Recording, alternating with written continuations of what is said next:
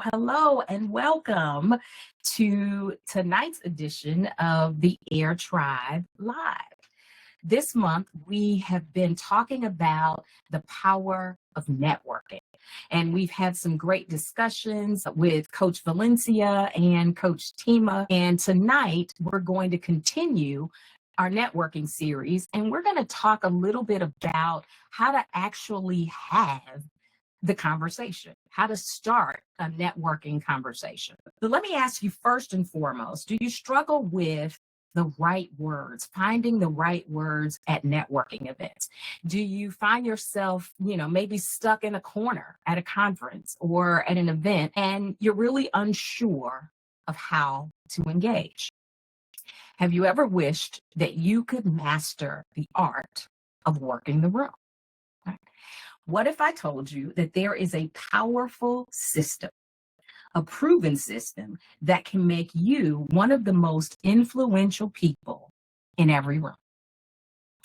Welcome to tonight's discussion about using the air pitch, the ultimate way to start a networking conversation. The air pitch is designed to help you introduce yourself so powerfully that everyone that you interact with automatically wants more. I'm going to share my screen and we're going to get into the fundamentals of this air pitch. So let me share my screen here. And nice. Okay, cool. It worked. So let me share. Okay, so let me begin the journey first and foremost by sharing the definition of a pitch. In baseball, a pitch is not just someone throwing a ball. It's not them just throwing a ball across the plate. In professional baseball, a pitcher is trying to get the batter out. If you've ever watched a professional baseball game, you know what makes a good pitcher is not their ability to throw a ball, it's their skill in throwing different pitches designed specifically for each batter's strengths and weaknesses. A good pitch lays the groundwork for every thrilling play that follows. And it's the same for your networking pitch. It shouldn't be a one-size-fits-all introduction. It should be tailored to captivate your audience, authentically showcasing your talents, leaving the audience wanting more. And just like any skilled pitcher, your air pitch is designed to get the batter, those in your immediate audience, out of every other conversation and into yours. So, how does it work? Let me start by telling you a little bit about how the air pitch got started. And again, if we're meeting for the very first time, I'm Andrea Oden, and I'm a high performance coach.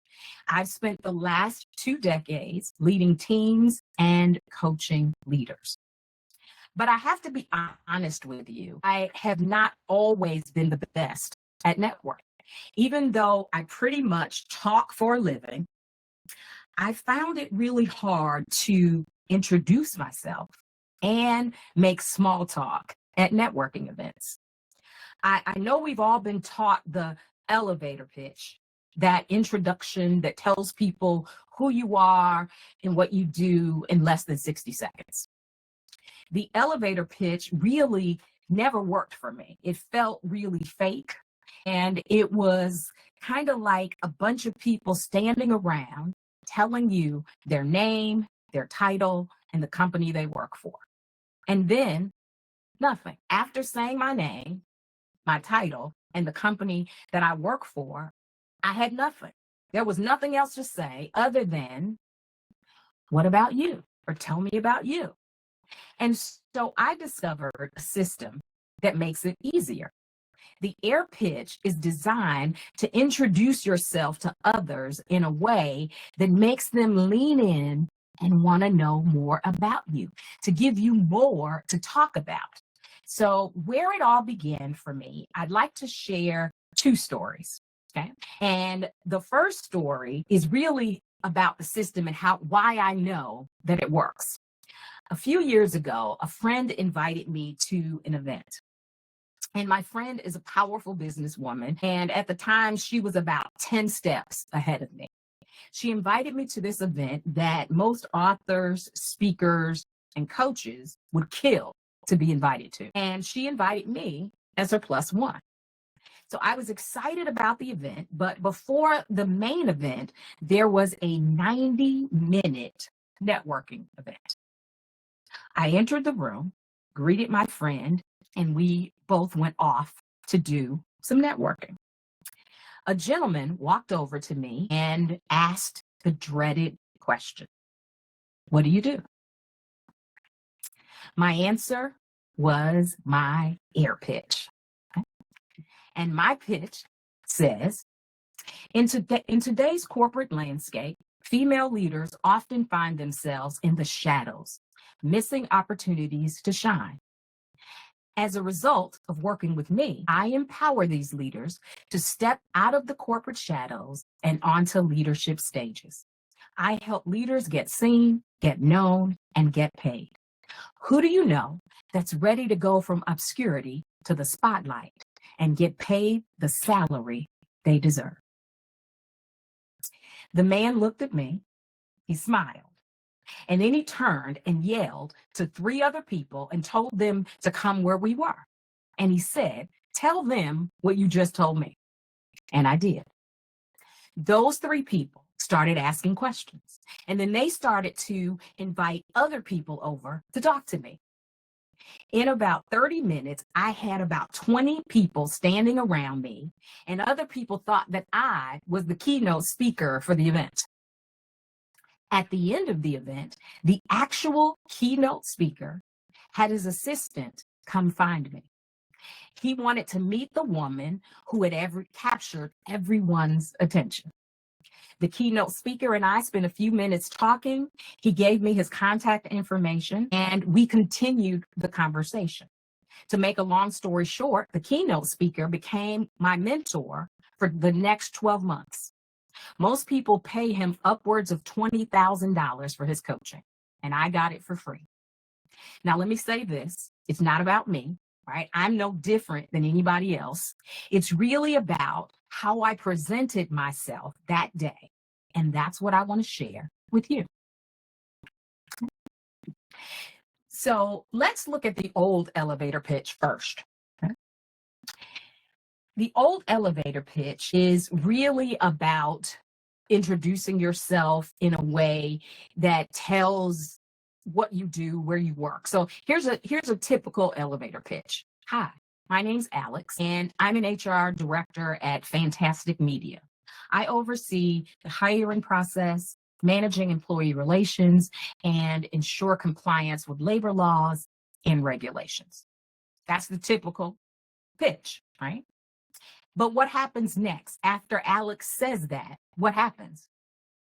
Nothing. The person who asked the question, "Who are you and nice to meet you?" they have nowhere to go from there, and neither do you. All you could say at that point is, "What about you?" And then the person shares the same thing about themselves. They tell you their name, their title, and the company that they work for, and maybe a few details just like you shared about what they do.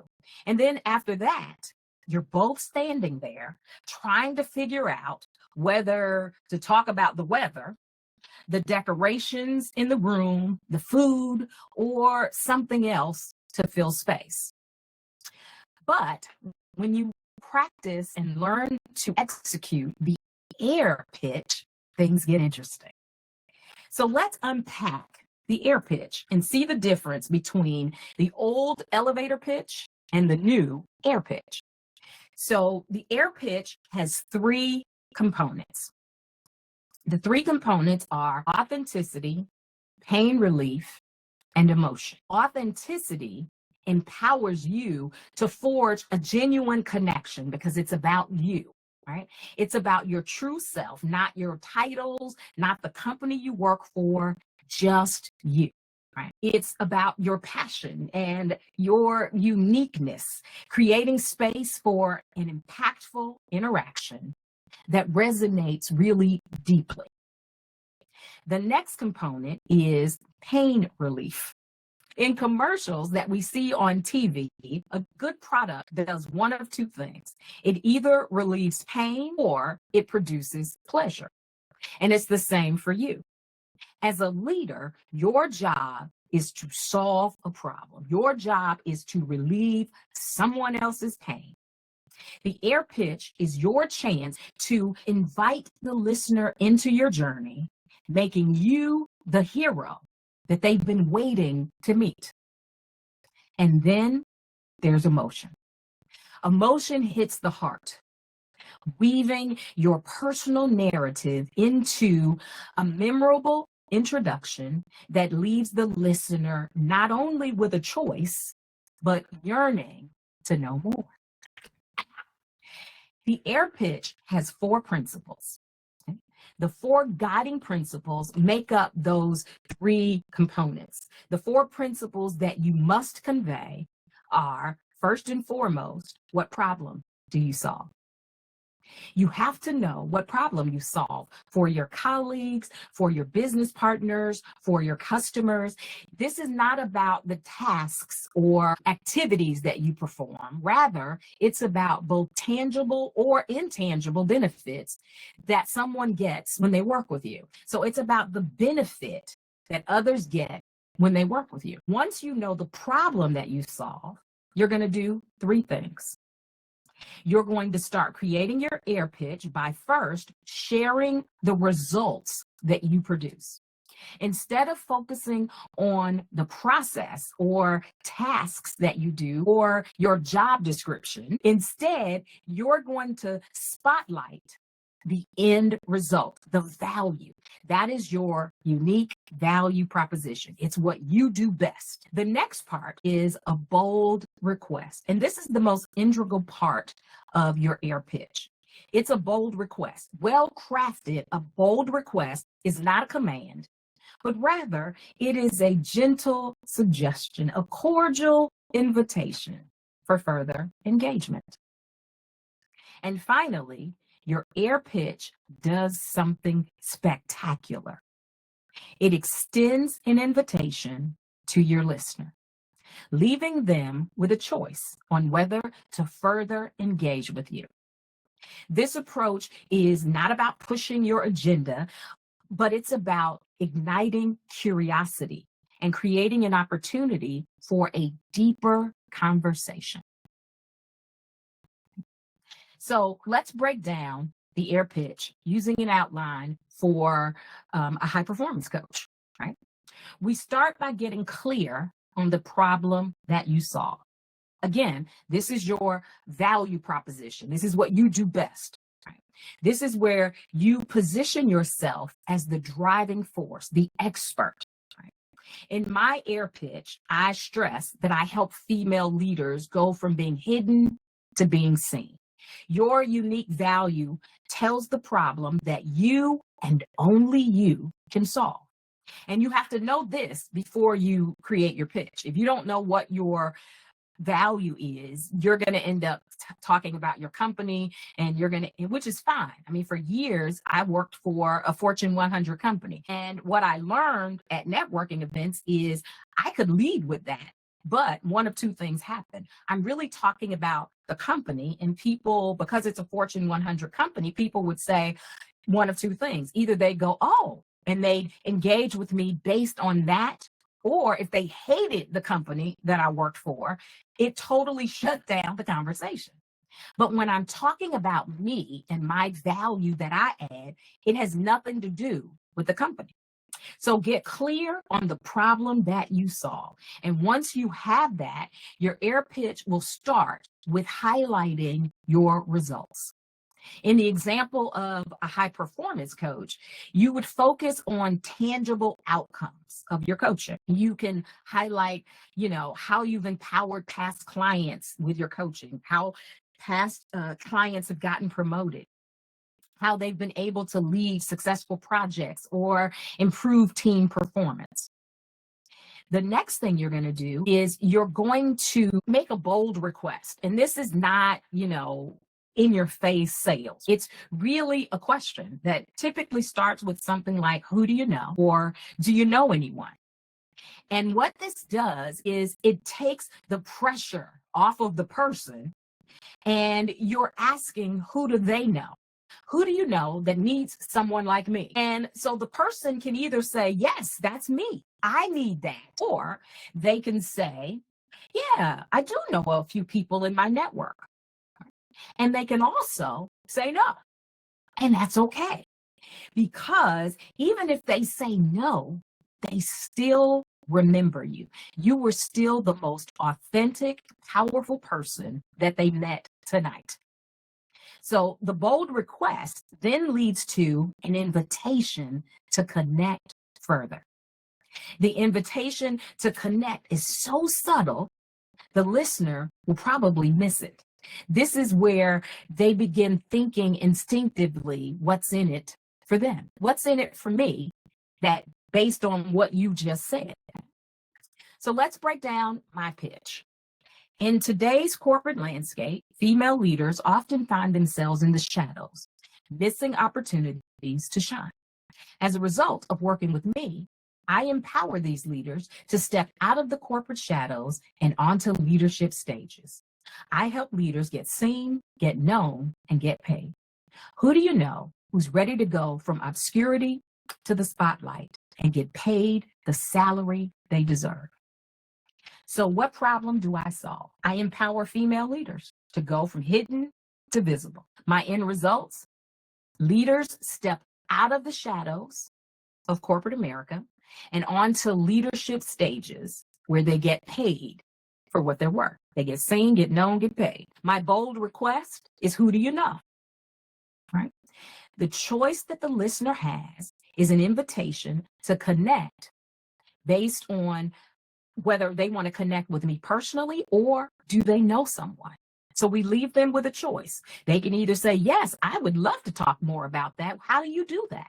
Or they can say, I've had people say, my wife should meet you. Let me get my wife on the phone. I've had people give their wives my phone number, call their wives. Or I've had people, again, talk to other people at the event and say, come over, you should meet this person.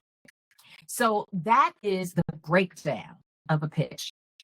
So I want to show you another pitch. And this one is really interesting. So this is a pitch, and this is my other story. So last year, I did a virtual training of this with a company who gears towards entrepreneurs, and did the same pitch that I'm doing right now for you, this same training. And the next day, a woman sent me this, and this was her pitch.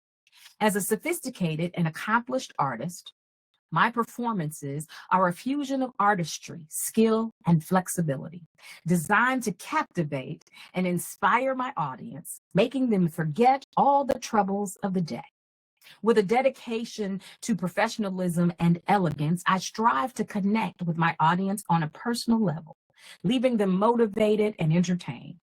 If you or someone else you know are seeking an unforgettable entertainment experience that leaves a lasting impression, I would be thrilled to bring my unique performance artistry to your venue or event.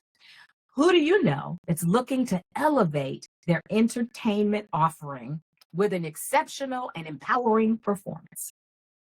So I'm sure you can guess what she does. Yes. So she was an exotic dancer. So my point is, I think we can all agree that if a stripper can create a pitch that doesn't sound sleazy, then we can too, right?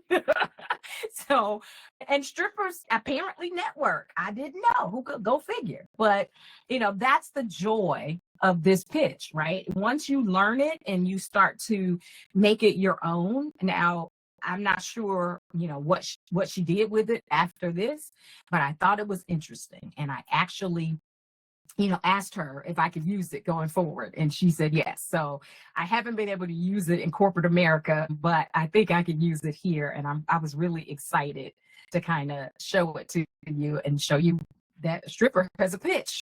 Go figure. So now it's your turn.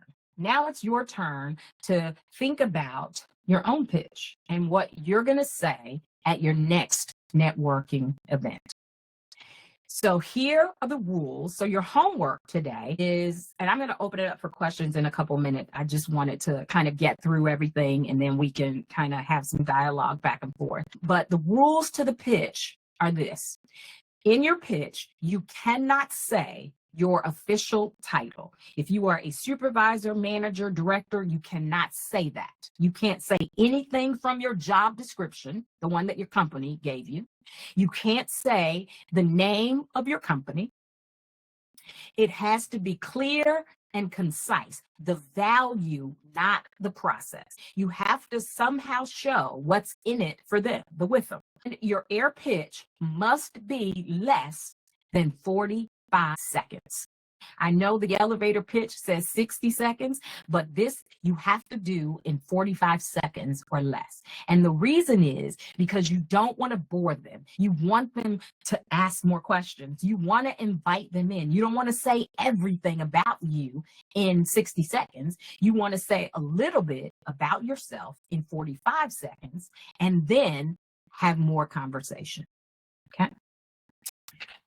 So next week, I'm going to ask 3 people to join me live on screen and share your pitch. So if you would like to share your pitch on screen, we're going to look at next week a ton of other pitches just to kind of give you some ideas. And again, your first pitch won't be your last. You're going to tweak this thing. I've got like 9 different pitches for whatever I'm doing. I've got an author pitch. I've got a pitch, as a motivational speaker. I've got a pitch as an HR professional. So you're going to have a pitch for, this won't be that first and last. It'll be something that you massage, you grow before every networking event. The first thing you're going to do, and all the way there in the car, you're going to talk about your pitch. You're going to say it to yourself so that it sounds really good in your own ears. So when you get there, it's like magic. So that's what we're going to do next week. We're going to have 3 people come up and share their pitches. So I'm going to stop sharing my screen and we're going to see if there's any questions or anything. So one of the things that I think is really important is that you make sure that you're not leaning on your company or your job title kind of thing, because what happens, I think, for most of us is, especially as you go up the ladder, when you get a big title, your title drives you at work.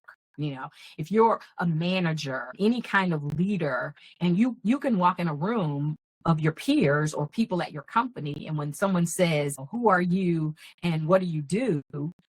you immediately lean on that title. I'm a manager, I'm an assistant manager, I'm a supervisor. And some people perk up when they hear that. But that's not you. That's your title. And so when you're doing your pitch, you're going to have to learn to present yourself based on the value that you add. You may never say what company you work for unless someone asks. I've had people say, okay, that sounds well and good, but where do you work? And that's okay, because now we're having a conversation. We're having dialogue. And I have given my air pitch, and most of you know that I spent 20 years working at Comcast. And that could go real well or real bad when you're introducing yourself. And someone says, if I lead with that, I don't know the experience that they've had with Comcast. And every experience is not a good one. I made the mistake once of wearing a Comcast jacket on a plane ride. Never. I only made that mistake one time. And when I made that mistake, like 3 people wanted to talk to me about Comcast on the flight. And it wasn't nice. They were telling me all the things that had gone wrong, and they were overcharged, and you must get paid a lot because I'm going broke trying to pay this cable. And so I only made that mistake of wearing a Comcast jacket on a plane once. But that's the same thing that kind of happens when you're networking, right? You're networking, and if you say the name of the company you work for, it stops being about you. And it starts being about the company, good or bad. And I've had some good conversations. I've had people want a job or want me to hook them up with cable, which, nothing I could do about that. But it stops being about you. It starts being about the company. And that's the thing you don't want to do in a networking event. At an event, you want it all about you. You want people talking about you and remembering you when they leave the room. I have a digital business card, so I don't have paper business cards. I had them, and then COVID happened, and then it got weird. So I don't even know where they are. I couldn't find them. So I used to have a business card with my picture on it. And then I started to do a digital card. And the digital card, of course, has my picture, but it has my website, it has my LinkedIn. They can click and go right there. And then I, of course, do the same. And both Tima and Valencia shared, if you immediately go right into their LinkedIn profile, or if you immediately send them a note on Facebook or on Instagram saying, hey, it was so nice to meet you, then you remember that connection. But once you have this kind of conversation, they come to you. You're the person that people want to meet. It's that thing that happens that makes you unforgettable. And that's what you're after. When you talk about you and the value that you add, every single time, people want to know more. And even if they're not your people, because everybody in a room is not your people, they remember you and they will look you up and they will follow you on social media, follow you on LinkedIn, and because they want to know you. At that point, they want to know you because I might need you later, or I might know somebody who needs you. And so that is what we're after. We're after being memorable. We don't want someone sitting at home or you reach out and they go, who is that again? And they're trying to figure out who you are and where they met you. When you get this air pitch down, you're unforgettable. It's automatically, and it's 45 seconds. That's it. And you're never talking about things that are not interesting. You're not talking about the food or the weather. You are talking about you and the value that you and only you can add.